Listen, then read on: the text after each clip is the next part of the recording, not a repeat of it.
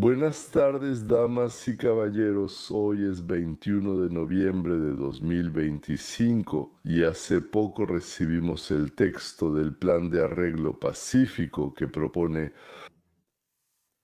la parte estadounidense. Digamos que creo que en consultas con Rusia y posiblemente con una consulta previa con la parte ucraniana. En cualquier caso, ya hablemos de lo que sabemos. Hasta hoy, ¿qué sucede para entender mejor? ¿Por qué se hace esta propuesta? ¿Por qué precisamente ahora? Y en realidad entender mejor la reacción ante ella, cómo es en Ucrania, en Rusia, en Estados Unidos y en el mundo. En resumen, esto es lo que sabemos. El nuevo plan propuesto por Estados Unidos prevé concesiones significativas de Ucrania a favor de Rusia, incluyendo la renuncia a Crimea y Donbass. Ucrania rechazó la reunión en Turquía para discutir este plan y exige la participación de la Unión Europea y el Reino Unido en las negociaciones. ¿Qué está pasando en el mundo que influyó en la presentación de esta propuesta y en que la propuesta sea precisamente así? Primero, en primer lugar, en Estados Unidos aproximadamente un tercio de los republicanos no fue a votar el 5 de noviembre. Acabamos de tener protestas desde su punto de vista contra la participación excesiva de Estados Unidos en asuntos extranjeros. Es decir, una parte del partido gobernante no fue a votar porque protesta que los recursos, en lugar de ser dirigidos al interior del país, en ese momento el dinero se destinó a resolver problemas externos. En segundo lugar, la deuda externa en Estados Unidos creció hasta 38 billones de dólares. Esa es una cifra que no entiendo en absoluto fuera de cámara. Pero además están los pagos anuales de intereses, es decir, el servicio de la deuda, como se le llama. Serán alrededor de $1 billón al año, un poco menos de 1 billón, y Estados Unidos no tiene dinero. El tercer año, el de la guerra, le cuesta a Ucrania entre 90 y 100 mil millones de dólares. La mitad de esa suma, bueno, aproximadamente 45 mil millones, deben ser proporcionados por los donantes, los patrocinadores de la Unión Europea, no sé ni quiénes exactamente, los que intentan ayudar a Ucrania a resistir. Cuarto, Europa planea gastar entre 10 y 12 mil millones de dólares anuales en armamento estadounidense. En Hungría y otros países de esa misma Unión Europea planean imponer un veto a estos gastos. Y entonces, por así decirlo, si la propia Unión Europea no puede hacer nada, entonces varios países de manera independiente asignarán a Ucrania entre 5 y 6 mil millones de dólares, en parte con su propio armamento y en parte con compras en los Estados Unidos de América. Quinto, Europa apoya a Ucrania.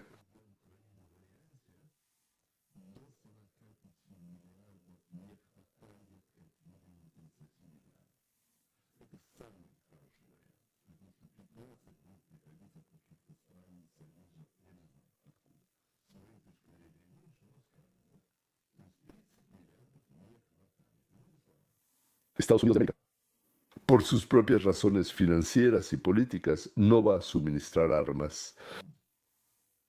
Europa, incluso si lo hace, será solo un tercio de lo que Ucrania necesita, es decir, 2 tercios se perderán. Ucrania misma no se preparó para la guerra y ni desde 2008, cuando fue el ataque a Georgia, ni desde 2014-2015, acciones activas contra Ucrania. Ucrania no desarrolló su industria y se enfocó en otras actividades. El sexto avance de Rusia en el frente continúa. A pesar de que los rusos perdieron en Pokrovsk y Aito, creo que también en un par de lugares alrededor de 200 mil militares aproximadamente, y Ucrania, según estimaciones de expertos, es 5 veces menos. Maravilloso, perfecto. Rusia simplemente hacía ataque de carne de cañón. Sin embargo, han muerto 40 mil ucranianos y la zona está prácticamente al menos semirodeada, por así decirlo. Y séptimo, en todo el mundo se ha escuchado el eco del escándalo del robo a Ucrania por parte del círculo cercano de Zelensky. En esta atmósfera, y muy probablemente gracias a ella, vino de Estados Unidos una propuesta de 28 puntos. Vamos a discutir lo principal y luego hablaremos de lo que se puede esperar en un futuro cercano. Entonces, según esta propuesta, todo el Donbass pasa a Rusia y Crimea también, ¿no? La línea de separación estará en las regiones de Zaporilla y Gerson. O sea, los ucranianos deberán retirarse. Kiev congela durante 20 años los planes de ingreso a la OTAN y, así lo entiendo, limita sus fuerzas armadas a un tamaño de aproximadamente 600,000 militares. Ese es un ejército bastante grande. Y creo que lo más importante es la nomenclatura del armamento, es decir, ciertos tipos de armamento, según el acuerdo, no podrán importar, instalar ni comprar. Estados Unidos le promete a Ucrania una respuesta conjunta y decidida, pero no como en el quinto punto de la OTAN, sino algo parecido a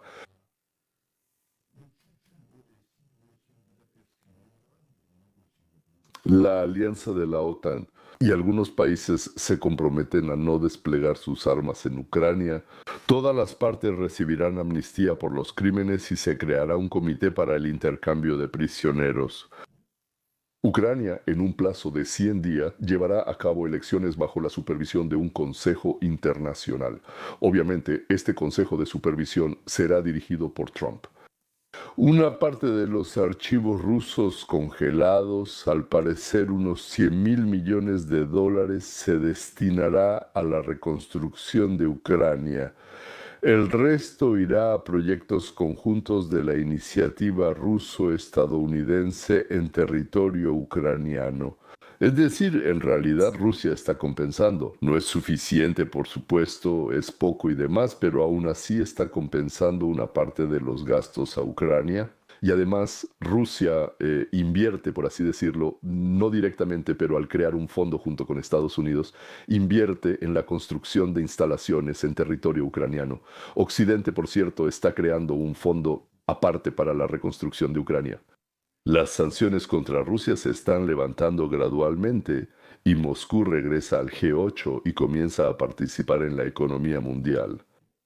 El fuego entre las partes cesa después de que, por así decirlo, las tropas se retiran a las líneas acordadas. Cuando contaba esto, pensé que mis amigos ucranianos iban a recibir esta propuesta con indignación y rechazo. Sí, pero antes de decidir algo emocionalmente, vamos a intentar analizar la situación, porque hay que entender entre qué opciones se está eligiendo, ¿verdad? ¿Y cuál es el trauma en realidad que tiene Ucrania? Bueno, una opción es continuar la guerra, está claro, ¿no es verdad? Y la otra es aceptar un alto al fuego. Analicemos la opción de continuar la guerra. ¿Qué significa eso? Estados Unidos ya no suministrará armas a su propio costo. La población, o al menos los simpatizantes de Make America Great Again, no quieren eso. Y si Trump, sin embargo, continúa, los republicanos perderán el Congreso en el 26 y con eso la presidencia de Trump habrá terminado. Él no va a hacer eso. Entonces ya no le darán más dinero a Kiev. Cumplirán con los compromisos que ya asumieron, pero probablemente no darán nuevos. Después, Europa y Gran Bretaña podrían comprar armas a Estados Unidos y suministrar las suyas propias. Por 5, 10, bueno, 15,000 millones, pero se necesitan 45,000 millones. Es decir, esos 30,000 millones de los que hablé no están. Balas, proyectiles, misiles, hay que reponerlos. Las reservas no serán suficientes. No sé para cuánto tiempo alcanzarán. Yo, como se dice, no trabajo en los almacenes de Ucrania.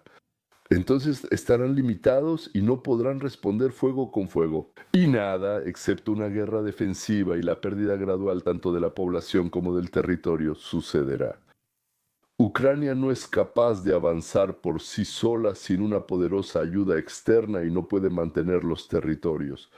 Mantiene los territorios gracias al heroísmo de sus soldados, pero intenta pelear con una pala de zapador, ya ni siquiera contra un tanque, sino contra un dron. Por cierto, Ucrania tiene drones, pero pocos misiles. Y creo que tomará unos 3 o 4 años. En el caso de Rusia, quizás sacrifiquen otro millón de rusos, pero entonces Kiev caerá. ¿Hay algún escándalo de robo? Lo más probable es que se expanda, porque así es. Bueno, todos lo sabemos, simplemente no llegaba a las masas en Ucrania, en Europa, en Estados Unidos, en Canadá, en Japón, en cualquier lugar. Ahora está llegando y se están volviendo locos por eso. Bueno, la gente en Europa al menos ya se está volviendo loca por el hecho de que durante la guerra algunos ucranianos se están metiendo en sus bolsillos lo que les damos. Eso es totalmente. O sea, eso cambia completamente la mentalidad, cambia el deseo de la gente de ayudar. La gente en Europa, especialmente en países tan calurosos donde las emociones se encienden rápidamente, exigirá que se detenga la ayuda a Ucrania. ¿Qué significa sin armamento? Eso es justo lo que Orbán pide ahora. Por cierto, uno tras otro los países europeos exigirán a Ucrania que entregue territorios y firme la paz. Y Ucrania. La opción es la siguiente: hacer lo que exige Rusia y perder parte del territorio. Bueno, tal vez mejorar las fronteras mediante negociaciones, imponer limitaciones al ejército, algo más, quedándose con el 75% del país y dedicándose a la defensa, es decir, preparándose para la defensa. 600.000 personas no es un ejército pequeño, señores. O en el transcurso de 2, 3 o 4 años perder el apoyo del mundo, perder 500.000 más de habitantes, jóvenes en el frente y sus familias, padres, hijos en la retaguardia, y luego perder toda Ucrania.